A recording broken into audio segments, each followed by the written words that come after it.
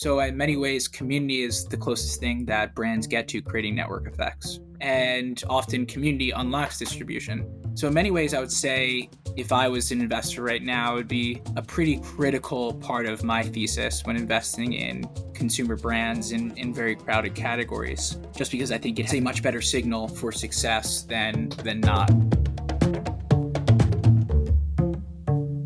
The topics today, you've been writing a lot. The Substack has been great. I think some of the content you've been putting out is awesome. And what I want to focus specifically on today is community.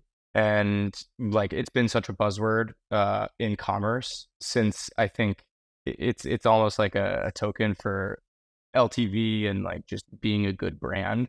And I think it's relevant for a lot of businesses. So I want to talk about what that means to you, how you measure it, and then we can go into some of your recent material as far as fashion is concerned.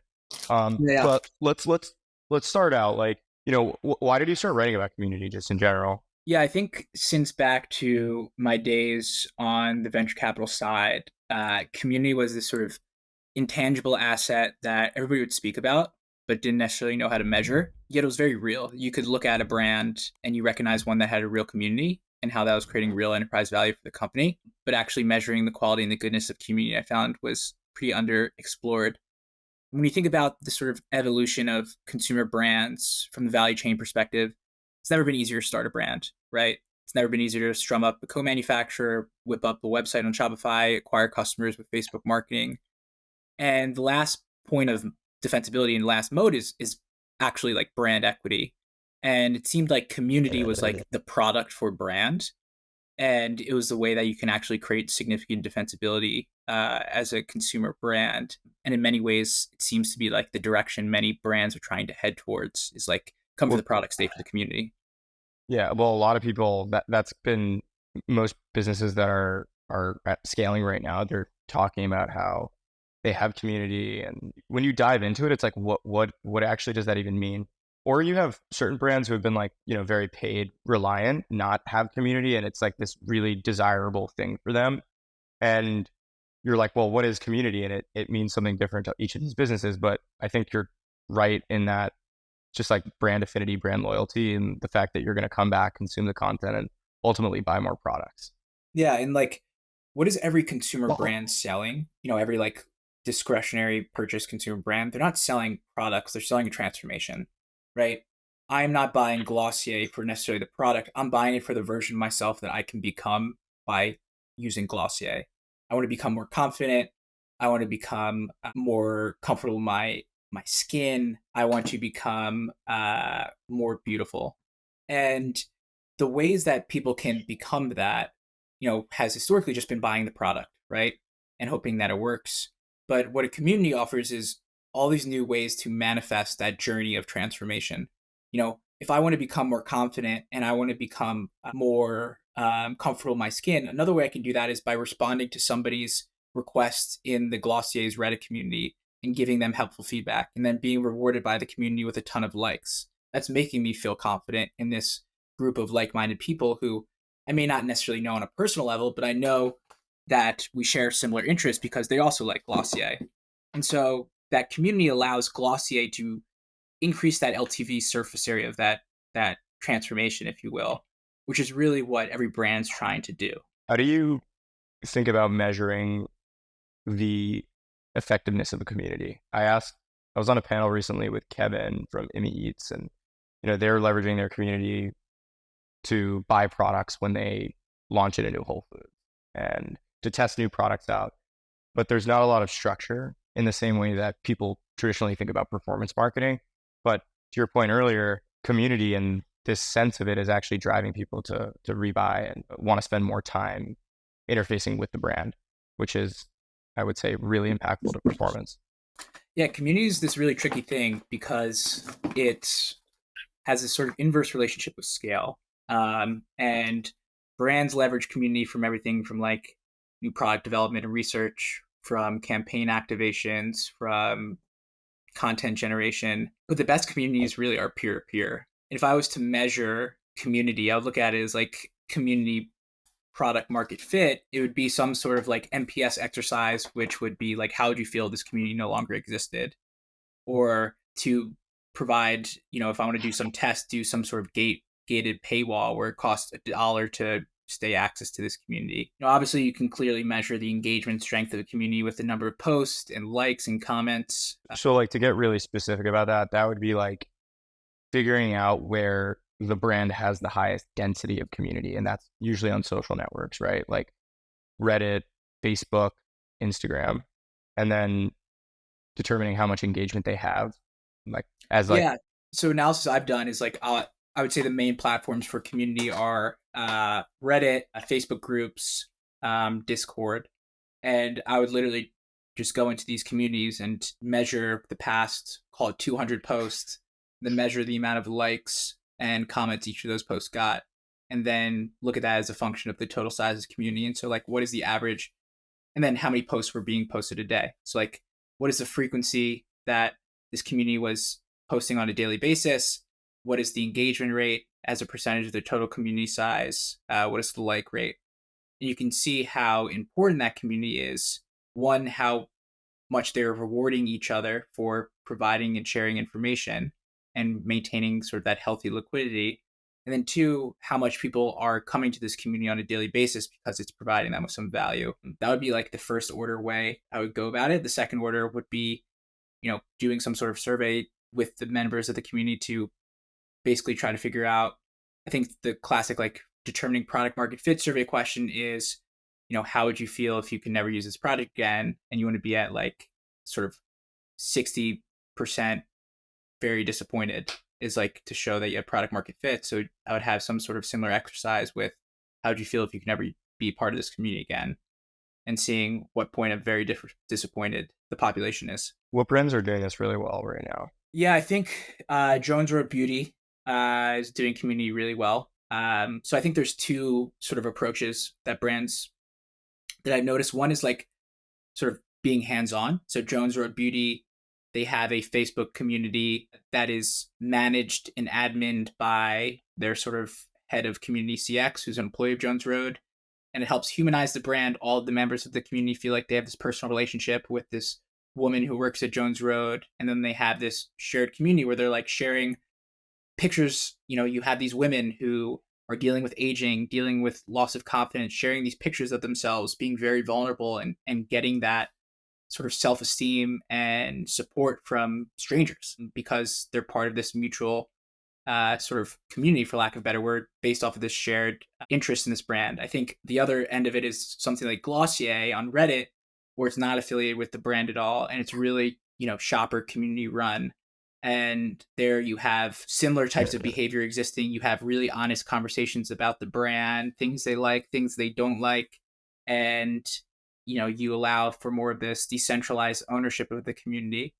I think the best ones tend to be in the beauty space. I think you see brands like Overnight Oats as well, which is like a breakfast staples company that has like a super engaged Facebook community. You have a brand like Beauty Pie, which is the beauty cosmetic company. So I think, there are a number of brands that are doing it quite well. And basically all these brands, it's like their community is facilitated in the exact same ways. It's just forums where people can discuss and talk about the products.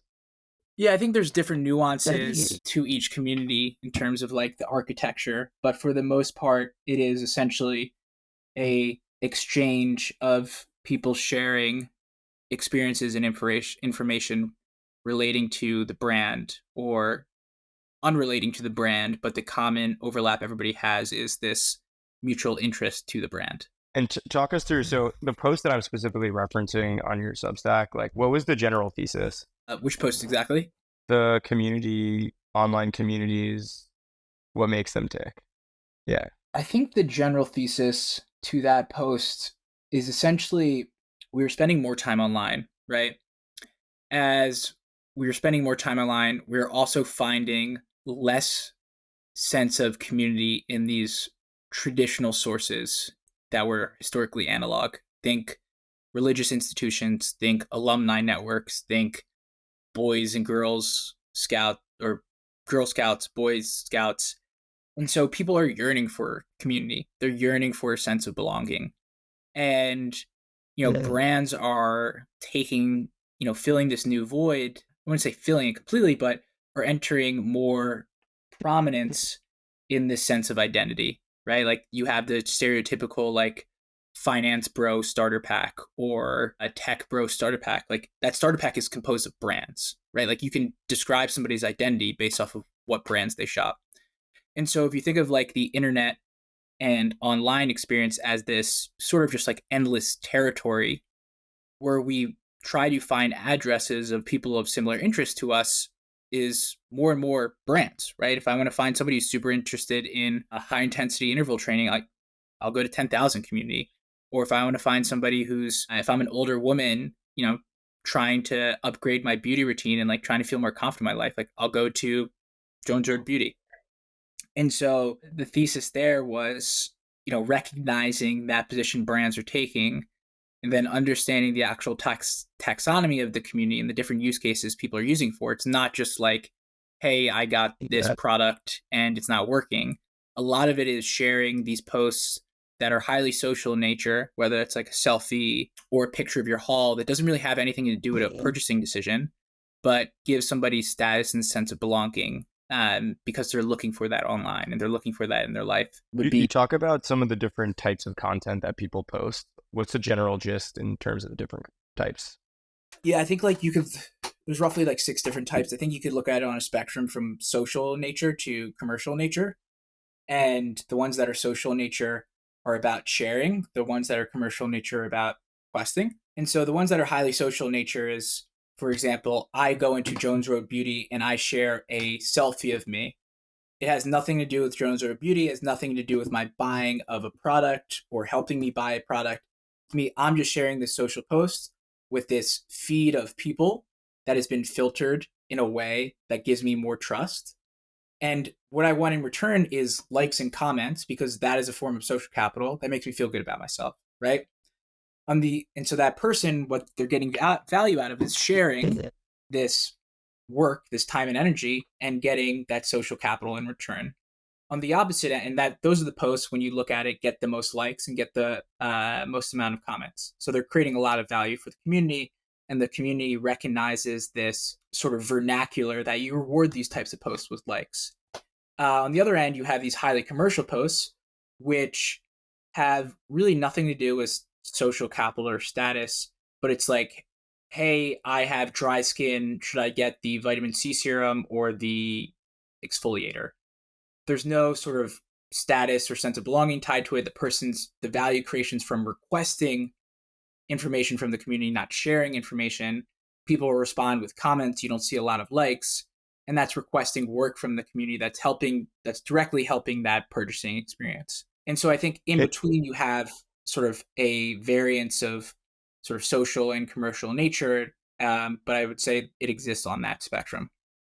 is it natural to assume like people who come into the community, they come into it for those transactional posts, like trying to understand what products to buy or if the products are any good, and then the more that they interact with the community, they lean towards the other spectrum where it's very social based and they're generating some other sort of utility from the community that you would get from a social setting almost. I'm not sure about so when you think of like the commercial nature, the value is consuming information, right? And a lot of people can find information that, you know, I have a question about this product formulation. There's a good chance somebody else had that question and it was already answered. And so all I have to do is just consume that information. And so I'm not sharing anything. But on the social side, the values from sharing and producing information. I only get value from sharing a photo of myself or of my haul that is unique and tied to my identity. There's no way I can consume somebody else's and get that same value. And so I think what you see is people come into these communities, they're consuming the content, they're gaining more trust, they're, breaking down these stigmas that may have existed on other social platforms.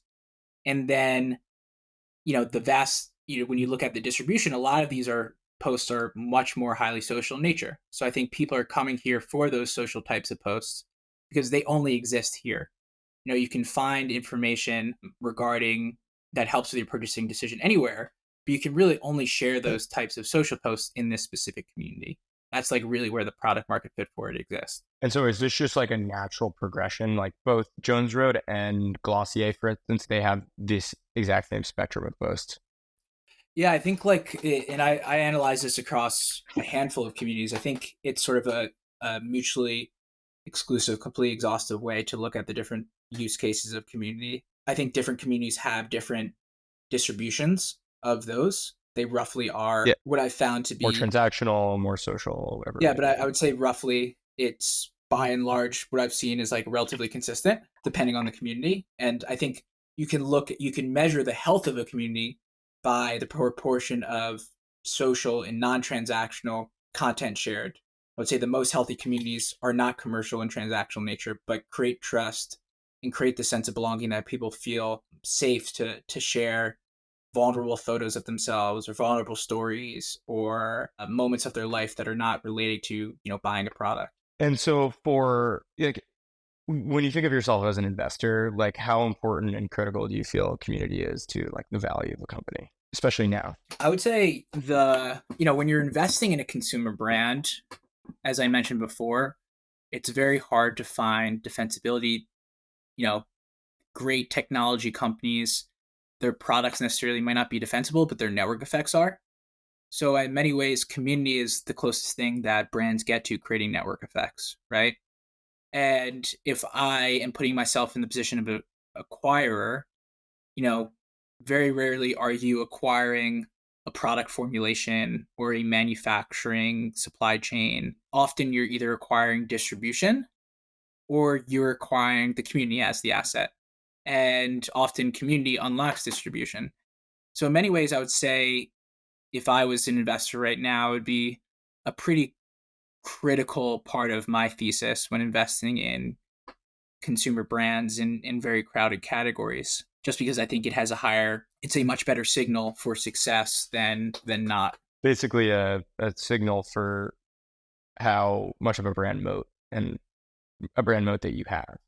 I think especially when you look at how consumers just basically switching costs are near zero right now, especially like when you look at marketplaces. For me to switch to another product that competes, it's just incredibly easy. It's the reasons that I buy that product is, psychological, cerebral, and a lot of it comes down to the community too, at least why people repurchase, which is, where there's a ton of profit and CLV driven for businesses. Yeah, and if That makes sense. part of the reason if I like buying Glossier is not just to like use and wear the product, but share me using and wearing the product with this community. And then there's this alternative brand that is the exact same product formulation or even better, but doesn't have that community. It's really difficult for me to switch that because I'm not going to be able to share that alternative brand in this community of Glossier. And there's not going to be anywhere for me to gain that value that I've come to expect and to really value in that set of behavior. Yeah, and that it's self reinforcing. Something that you touched on earlier and that I thought was really interesting is buying and wearing products as like social signaling, and that reinforces the reason why you buy certain products. Can you talk a little bit more about that? Yeah, I think, and I will focus this specifically to help this discussion on fashion. When you think about fashion, fashion is essentially the expression of taste through clothing, right? And every person wears clothing, right? In the real world, it is a universal behavior, and which means that there's zero friction or production costs like doing this behavior. It doesn't cost anything for me to wear clothing. And then you have this like built-in distribution of me going to work, walking around, showing off what I'm wearing. And so when you think about fashion in the real world, it provides this sense of status of, hey, I am choosing which clothing I wear because that is an expression of my taste and a high value, a high status attribute of somebody's character is to have good taste, right? Especially amongst fashionable circles.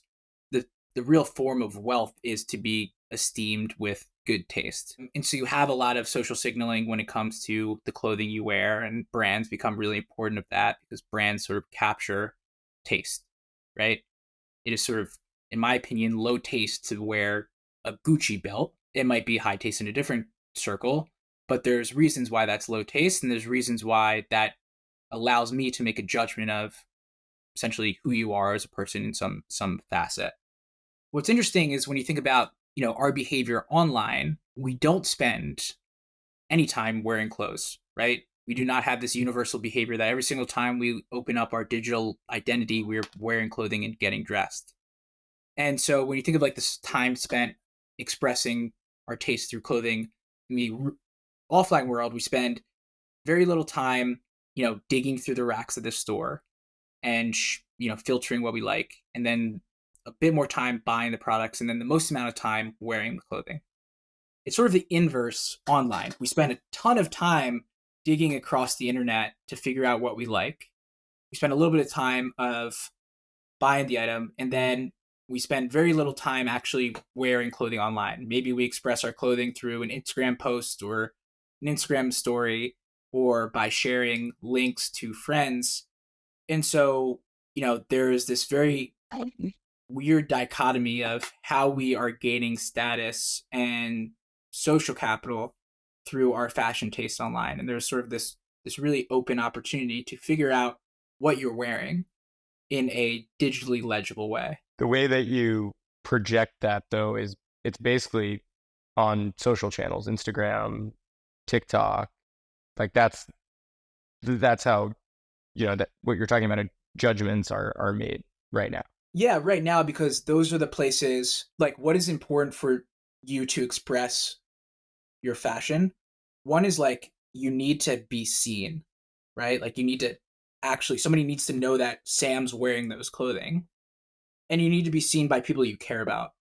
So really, like, the only places that we're being seen online are on Instagram and TikTok. Those are the only places, in Facebook, that we're like actually sharing photos of ourselves or videos of ourselves. And because of their distribution and their reach, by and large, they have, a lot of people we care about. But the expressed intent of those places aren't necessarily fashion or to like express taste through clothing. In many ways, it's inverse. People find it very cringe to like tag a brand or like post what you're wearing, and because it feels very like contrived and like you're trying to be an influencer, and it is not candid. So there's not that same sort of like digital behavior or universal behavior. Often I may post an Instagram story. I may post Instagram once every 3 months in a story, 3 times a week, where I'm wearing clothing 24/7. And so the actual maximum social capital I can get online is significantly lower than what I can get offline. Question is there a new type of behavior that can allow you to express your taste through clothing, similar in a way that wearing clothes does offline, that is universal, right? Like everybody's doing it, that has zero production costs. It doesn't take any time and effort that like a photo or video does. A lot of people can't separate what I look like from what I'm wearing on Instagram.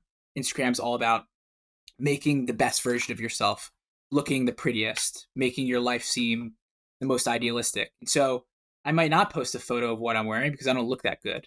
In the real world, you can't help but what you look like, right? You can't fake it.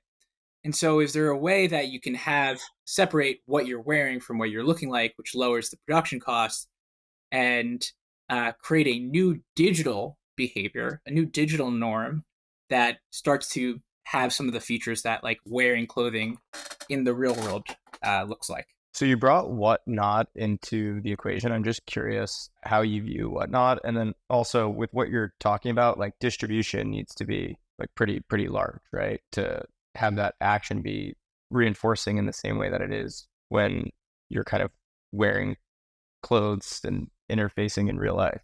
I'm just curious how you're thinking about that. Yeah, so I think Whatnot, when you look at like a network or a marketplace, they have like an atomic value swap or like a value exchange, right? It's like I am spending time and energy producing some sort of work that another person finds valuable and reward me with. With Whatnot, you're seeing these sellers, spend time and energy producing these live streams, and the reward for Whatnot is financial capital. If I do a really good job producing a live stream of me opening up a new, trading card pack, people will buy it and I'll be rewarded with financial capital. Instagram on the opposite end is like the reward is social capital. If I do a really good job producing an Instagram video, I'll get rewarded with likes and follows. So I think fundamentally the value exchange is different with Whatnot. It is financial capital in nature and not social capital. And so it's not a place when you think about like wanting to express taste through clothing and wanting to Yeah. express fashion, that is you're trying to get social capital and status. You're not trying to get paid for doing that. And I think what Whatnot has done is their distribution mechanisms, basically what I'm shown and why, is based off of, for the most part, like an interest graph. It's not showing me based off of my friends that are on it. And in many ways, the value proposition is based off of, I think you can look on the spectrum of speculation, the sort of spectrum of online shopping networks, right? You have that social capital versus financial capital spectrum. We also have Is this it sort of source of what I call like the entertainment unit. It's like, what is the actual entertainment value somebody's getting from consuming that content on that network? And on one end, you have like that's whatnot? speculation, and on the other end, you have taste. So, like, Whatnot, I am consuming content and gaining value because I am speculating many times on like what the item will be in the price card, and I am in many ways gambling, and I'm getting value from like that gaming mechanics of that content type. On the other end is, the entertainment unit being taste, where I'm following somebody on Substack because I really value their tastes and like I want to see what links and clothing picks they're getting, and that is the entertainment value I'm arriving from them. And in many ways, the value proposition there is discovery. It's not actually a sales channel where I'm buying the item. Where the value proposition of Whatnot is that sales channel where I'm getting to speculate and then buy directly in the app the sort of item that I'm speculating on. Yeah, that makes sense to me. So in terms of like what you're envisioning, where's the opportunity and where does it make most sense for fashion? I feel like it's obviously taste, and that's where you're building social capital in a way, right? The more tasteful you are, Yeah, I think perceived taste. yeah, I think like the fundamental issue with fashion and online shopping is has to do a lot with discovery. And we have this sort of unstructured, disparate flow of information across many sources when we like try to shop online. It's highly unorganized. There's a ton of information overload.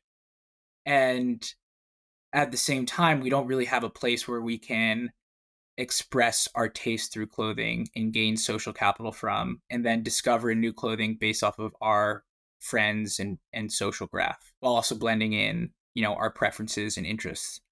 So if you can somehow figure out how to make what you're wearing or where you like to shop digitally legible and create a core behavior where people are expressing that, and then you can build around that a ecosystem that is focusing on social capital rewards and connections based off of people expressing their taste and connecting with other people based off their similar taste. I think you thereby can solve the discovery problem, right? If everybody's showing what they like to wear, where they're shopping, then you have this supply of content that I can show to the next person, be like, hey, these are things I think you would really like to shop because you and Lucas are friends, or you and Lucas are very similar, and similar to how social media feeds are constructed. I think that is the opportunity space when it comes to clothing and in fashion online shopping. There have been other attempts though to make like shopping more of a social experience. Have you kind of researched these? Yeah, I think there's been attempts to. Their startups are incredibly difficult. There are 1,000 points of failure, and so being successful requires tremendous precision and thoughtfulness and luck.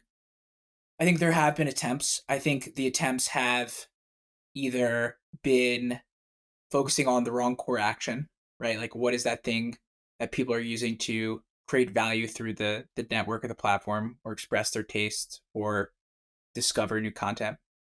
I think there have been failures of the distribution feeds. Like, how are people discovering new things? What is the mechanism that is driving that discovery? I think there's been failures of go to market, focusing on the wrong vertical. When I look at a lot of the sort of social commerce space today, the value proposition seems to be some sort of more interactive format of content, whether that's live streaming or video, and then relying on creators to then be affiliates to sell you things through these content formats. Problem with that is it has like really low trust because people aren't stupid. They recognize that these are affiliates. These people don't actually maybe love these products. They want to diligence them more. And it's not personalized in a way that, one, if I am not following or being followed by my friends, I'm not actually gaining any social capital or status from it. I don't care if any random people are following me. And two, I'm not actually finding things that are unique and I wouldn't be able to find anywhere else. So I think it's the truth has been that like a lot of these social commerce platforms are just these sort of like marketplaces that are wrapped in new content formats and are just sales channels where the value proposition has to be, in my opinion, in discovery. Yeah. How do you facilitate those interactions though? And I'm sure this is like a thesis for a platform, right? Obviously, that's why we're talking about it. Like, where does that go down in a similar whatnot type environment, like a two-sided marketplace like that? So like when you think of any like network or any network, it is a marketplace of content. Like what is causing me to see the content in my feed? And think of it like you have this universe of planets, right? And like you have this force that causes them to come together. You have gravity, right? That are bringing these planets together. And sometimes networks construct those forces that cause content types to come together based off of your social graph, which is basically like, here are my friends and here's who I follow. And this is what the old Instagram was. I will only see content based off of the people that I follow. I will only see content in my Facebook feed based off of my friends. That does a good approximation of like showing you content you are, they have a high approximation that you'll like. That's the job of any network. It's, hey, I want to show you content that we think you'll like. With the advance in machine learning and AI, you've seen the progression into more interest graphs like TikTok, which is like, I can learn a lot about what we think you'll like based off of your behavior on our platform, of us showing you some random content, and then you telling us through your gesture of liking it, not liking it, commenting it, how much time you spend watching it, so that we can put you into these personas, be like, okay, Lucas is persona X, Sam is also persona X, Sam watched this video and really liked it, we think Lucas will like it. And so that is that interest graph based feed. And then you have sort of a chronological feed, which is like, we're just going to show you the most recent shit. I think for the fashion specifically, it needs to be a hybrid of the social and interest graph. You want to show people new fashion items based off of their style graph, right? I have a specific sense of style. There are other people in the world with my sense of style. There's a good chance that whatever they are wearing, liking, shopping, what have you, I will also like, and I will gain value from discovering. But you also want to have that social graph because I want to express my style, and this ancient human behavior of gaining status from what we're wearing and expressing our taste through clothing, that needs to be done within a confine of people that I care about and whose likes and comments I actually find valuable, right? Yeah. I think that for me, the challenge has been like getting discovery right. I think that's what TikTok does so well, is like discovery has been exceptional, and it's like finding the balance between both of those graphs. How do you tie this sort of discovery like back to community, and if this is like would this be like an affiliate platform for a brand, or do they actively facilitate these sort of transactions between their consumers in the same way that they're facilitating communities? Yeah, I think so. Starting with your second part of your question, I think any affiliate model inherently dilutes that value proposition. It hurts trust. It makes it think But at scale though, like it's almost like inevitable that people are going to take advantage of it depends. discovery Yeah, I mean, it depends on the sort of in culture the of same way that it's happening with TikTok right now too. right, and that is a function of the business model of the platform, right? Like TikTok. So to begin with, like what makes good discovery? There are a few things. One is you need to have a consistent way through, and this is the job of an algorithm, to figure out what somebody is most likely going to like, right?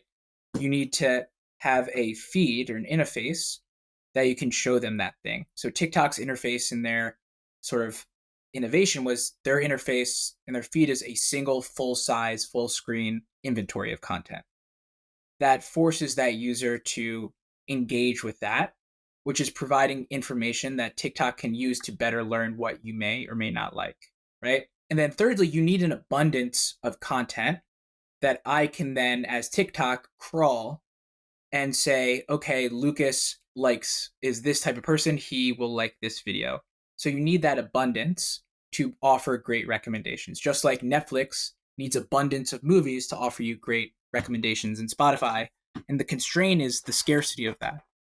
And so when it comes to affiliates, and if you just focus on affiliates, you're inherently creating scarcity and constraining your supply because not every brand has an affiliate model. Not everybody wants to create affiliate content for things. And so you're limiting the actual ability for you to show people things that they like because there's just less things to show, which means that there's less things to learn what somebody likes. When you look at TikTok, TikTok's business model is advertising. And I think this is actually something Instagram got right and TikTok's getting wrong. When you look at commerce, it's really hard to package commerce into a Social unit of platform. inventory in a feed. And brands are not natively creating content that will be discovered in your feed. It's coming from other individuals.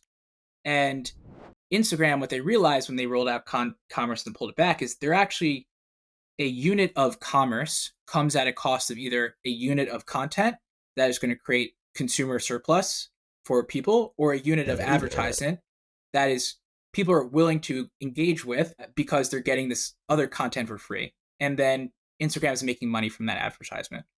So if Instagram wanted to push commerce, because nobody was actually going to the shop tab, they essentially had to advertise commerce in the feed. That means that they were either creating less value for their users or making less money from advertising. So they did the smart thing. They're like, you know what? Let's not do this. Let's focus, keep the main thing the main thing. Let's double down on advertising, driving discovery through organic and through paid advertising, and maintaining the integrity of the feed. TikTok has less of a robust advertising network, right? They are a part of which is because they have less surface areas than Instagram. Instagram has Reels, they have the native feed, they have stories, all these surface areas for ads. And TikTok instead is trying to focus on creating commerce.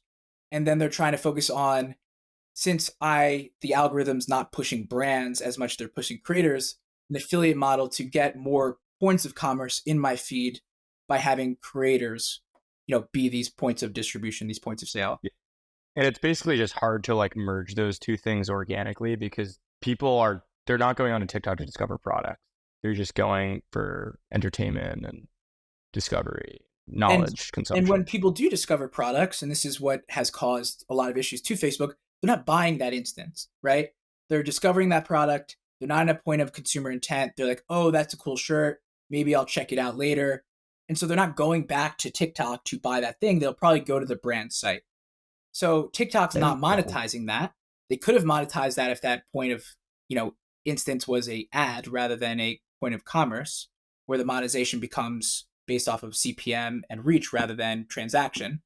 So it's fundamentally just an issue of business model fit, which I don't think TikTok has figured out, much to their dismay. And I think Instagram wisely figured it out. What do you think? So what's your take on TikTok shops that, that they're rolling out and pushing for native commerce in the platform? Yeah, I think all that surmises, I think you think they're going to have difficulty with conclusion from that is and I read recent articles that there's only 100 active TikTok shops. I think what TikTok shops they're trying to create, the theory makes sense though. They're trying to create more signal through advertising so you can have more direct attribution in these closed loop ecosystems. But you're saying the premise that people would want to shop at a place where they haven't been trained or are expected to is, inherently going to make it difficult. I think, getting that right? It makes sense from a ability to map attribution to then provide better information on ROAS and pricing. But I think as we have learned, that's fundamentally not how people shop or engage with shopping instances on social media. which inherently is going to cause the opportunity cost of shop in commerce to be very high. And I think the fundamentals leads me to believe that it's not going to be successful, and have a similar type of result as you saw with Instagram. I think Instagram, the Instagram wisely like recognized that local maxima, stopped burning all that money on pushing commerce. TikTok's doing the opposite. They're investing in fulfillment. They're investing in all these different things, which in many ways I think is to their long-term detriment. And what we're talking about is basically like the premise of the platform needs to be like shopping. So if you want to have something that is discovery based and entertaining, but you're going to shop and transact, like that could be something in and of itself. A bit, but like when you think of all these platforms, when you think of Instagram, right? Instagram is essentially a bundle of different content types, right? You have, again, using the spectrum, on one end, you have highly social and entertaining. That's like showing me content from creators I follow or from my friends that like create the most utility for me, because I either get to stay up in touch with Lucas and see what he's up to, which is like what I really gain value from Instagram for, or I get to follow this really cool, new meme account and they posted a video that I thought was really funny, right? And then on the other end, you have highly commercial inventory types, which are like ads. I don't gain any value from seeing ads. In fact, it worsens the experience for me.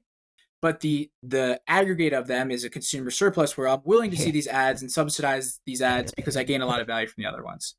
What has Yeah. happened with these new algorithm changes is actually 80% of, and then in between you have posts from like brands you follow, which are these forms of organic marketing where brands posting natively in your feed and you see it because you follow them.